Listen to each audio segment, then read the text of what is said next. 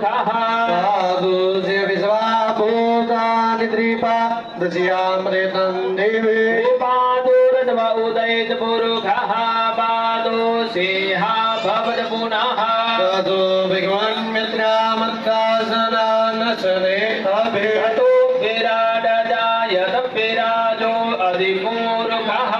जातोऽत्यरित्यदपश्चात् भूमिमधु पुरा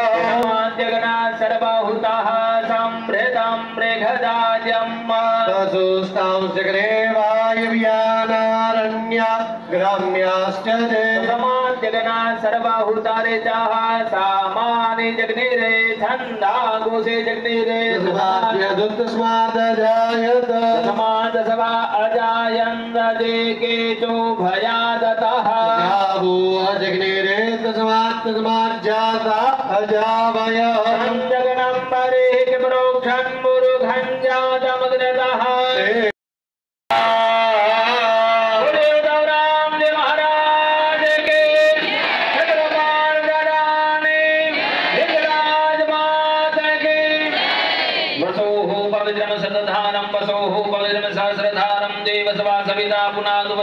पवित्रेण सतधारेण सुप्वा